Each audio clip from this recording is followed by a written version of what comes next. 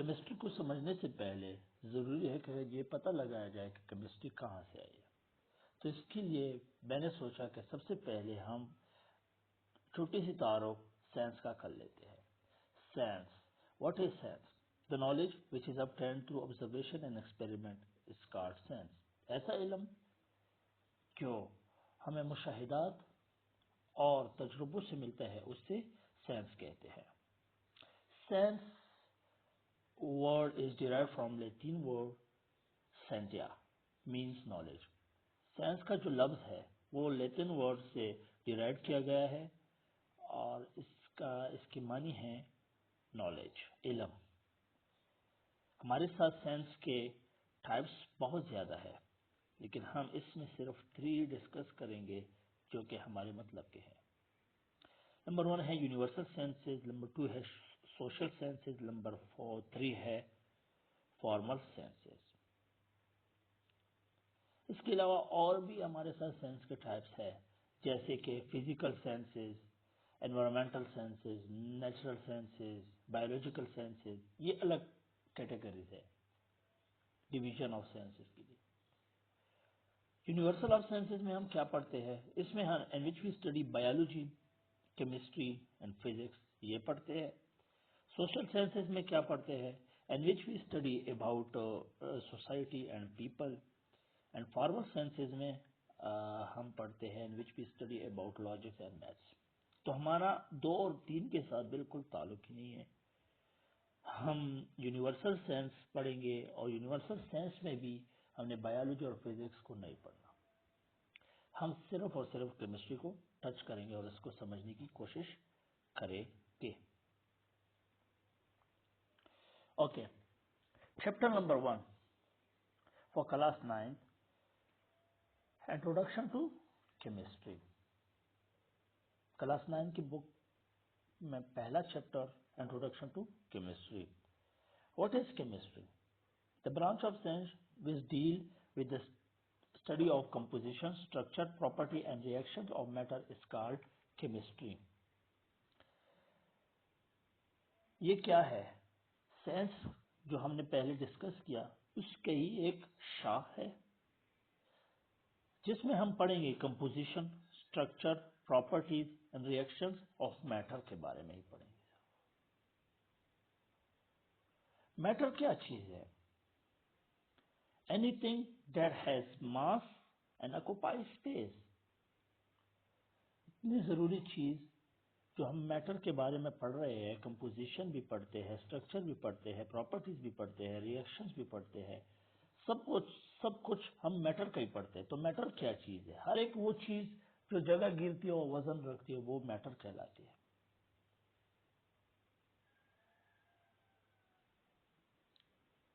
Examples of matters, water, disk and you. जो आप खुद जो सुनने वाला है वो भी मैटर है। और जो नॉन मेटल है, जितनी भी चीजें हम एक दिन अगर देखें तो हमारे नजर में जो आती है वो सब कुछ मैटर ही है, लेकिन कुछ ऐसी भी है जो नॉन मैटर भी है, जैसे कि हीट, हरारत महसूस होती है लेकिन वजन या जगह नहीं गिरती, लाइट, साउंड, एनर्जी एक्सेट्रा। इस डिफिनीशन को अगर देखा जाए तो इसमें 4 चीजें ऐसे हैं जो कि इंपॉर्टेंट है। कंपोजिशन ऑफ मैटर, ये क्या चीज है? रिएक्शन, स्ट्रक्चर ऑफ मैटर, ये क्या चीज है? Properties of matter and reaction of matter. आइए इसको नंबर बाय नंबर डिस्कस करते हैं।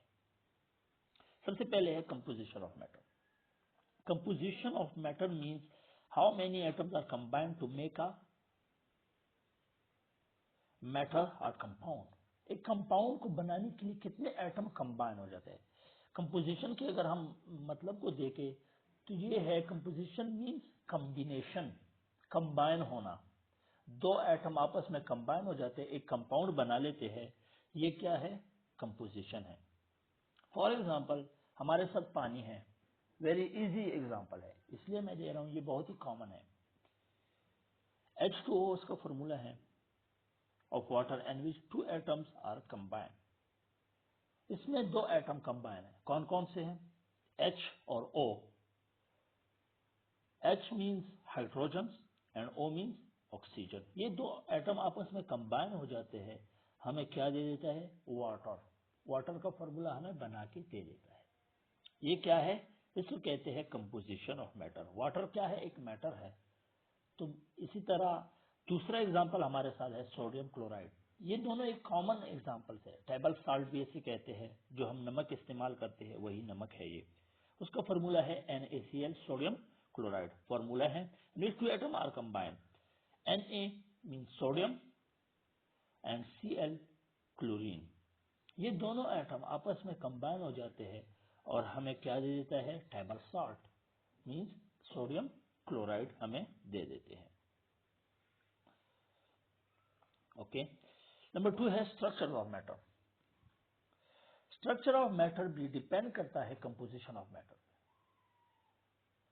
एक मैटर है, उसमें फॉर एग्जांपल 2 एटम्स है, तो अभी उसकी कंपोजिशन हाइड्रोजन एंड ऑक्सीजन ये है। अभी उसको हम पढ़ना भी है, दूसरे एंगल के साथ भी हम उसको पढ़ेंगे कि इसके स्ट्रक्चर ये अरेंज कैसे होते हैं आपस में, इसकी अरेंजमेंट कैसे होते हैं। The structure of water, oxygen है और इसके बाद उसके पास 2 हाइड्रोजन उसके साथ अटैच है। ऊपर जो डॉट देख रहे हो, ऊपर ये वाले, ये अनशेयर्ड इलेक्ट्रॉन है, जो कि शेयर नहीं होते, बिल्कुल अनशेयर्ड है। और इसके नीचे जो है ये वाले shared electron and polar covalent bond, और ये आपस में ऑक्सीजन इलेक्ट्रॉन और हाइड्रोजन आपस में शेयर कर देते हैं इलेक्ट्रॉनों को, और इससे क्या बनता है? एक बॉन्ड बनता है। उस बॉन्ड को क्या कहते हैं? पोलर कोवेलेंट बॉन्ड कहते हैं। और ये है आपके सामने वाटर का स्ट्रक्चर। और अभी दूसरा स्ट्रक्चर जो हमारे साथ एग्जांपल्स है वो है structure of NaCl, sodium chloride, table salt. Na plus chlorine, Na के साथ एक एक्स्ट्रा इलेक्ट्रॉन है और क्लोरीन को एक की जरूरत है, तो Na क्या कर लेता है? सोडियम। Na क्लोरीन को अपना इलेक्ट्रॉन दे देता है और ये आपस में आयोनिक बॉन्ड बना देता है। Properties of matter. प्रॉपर्टीज हमारे साथ 2 टाइप्स के होते हैं। एक होता है केमिकल प्रॉपर्टीज, दूसरा होता है physical properties. All these properties determined without changing the identity of the substance। वो तमाम प्रॉपर्टीज जो सब्सटेंस को, जो सब्सटेंस की स्टेट है उसको चेंज ना करे, वो प्रॉपर्टी क्या कहलाती है? Physical property. जो स्टेट के साथ रिलेट हो, स्टेट को चेंज नहीं करते, स्टेट के साथ रिलेट होता है। और जो स्टेट के साथ रिलेट नहीं होता वो कौन सी है? केमिकल प्रॉपर्टी है। फिजिकल प्रॉपर्टी को अगर देख ले, physical property, does property depend on amount of substance? इसमें भी 2 तरफ के हैं।